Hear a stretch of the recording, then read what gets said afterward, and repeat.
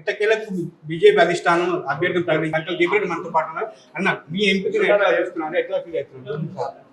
Bharatiya Janata party అధిష్టానానికి నేను separate ధన్యవాదాలు తెలియజేసుకుంటున్నాను. ఎందుకంటే నా యొక్క పర్ఫార్మెన్స్ లాస్ట్ ఎలక్షన్స్ చూశారు, నేను చేస్తున్నటువంటి కార్యక్రమాలు పార్టీ గురించి కూడా అవన్నీ నాకు చూశారని నేను అనుకుంటున్నాను. కాబట్టి డెఫినెట్లీ వాళ్ళందరికీ కూడా కృతజ్ఞతలు చెప్తున్నాను.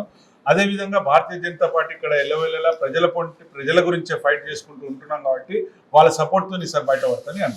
బీఆర్ఎస్ మాత్రం సెంటిమెంట్ కొట్టుకోగలుగుతుంది, కాంగ్రెస్ మాత్రం మేము అభివృద్ధి కార్యక్రమాలు చేస్తున్నామని చెప్పి కాంగ్రెస్ చెప్తుంది. బీజేపీ తరఫున ప్రచారం చేస్తే ఎటువంటి అంశాలు తీసుకొని మీరు ప్రజల్లోకి వెళ్ళి వాళ్ళు ఏం చేసిరు అనేది చూపిస్తాము. వాళ్ళు చేసిన ఏ డెవలప్మెంట్ లేదని చెప్పేది ప్రజలకు తెలియజేసి మేము వస్తే మేము దేని గురించి ఫైట్ చేస్తామని చెప్పేసి నేను తీసుకుంటాను. ప్రతి కార్యక్రమాలు కావచ్చు, మీటింగ్లో కావచ్చు, లాస్ట్ ప్రతి కార్యక్రమాలు కావచ్చు, ప్రతి మీటింగ్ లో కూడా బీజేపీ అనేది బీసీని ఉపయోగించుకుని ప్రతి ముందుకెళ్తుందని చెప్పేసి ప్రతిపక్షాలు అయ్యారు. కానీ భారతీయ జనతా పార్టీ ఎల్లప్పుడూ బీసీలకే ఉంటుంది. దేశ ప్రధాని కూడా బీసీకే ఇచ్చింది భారతీయ జనతా పార్టీ. మీకు మీరు నిజంగా ప్రేమ ఉంటే కాంగ్రెస్ వాళ్ళు ఇక్కడ ఉన్నటువంటి సీఎం పోస్ట్ ని వాళ్ళకి ఇవ్వండి. మీరు భారతీయ జనతా పార్టీ ప్రేమ ఉన్నదంటే ఇక్కడ లాస్ట్ టైం సీఎం క్యాండిడేట్ కూడా బీసీ క్యాండిడేట్ అనౌన్స్ చేసింది. మీ అందరూ కూడా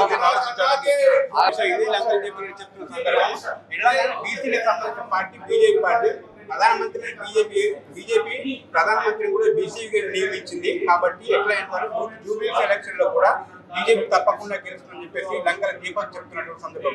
కెమెరామెన్ విజయ్తో రాజశేఖర్ చారి, మెట్రో టీవీ, హైదరాబాద్.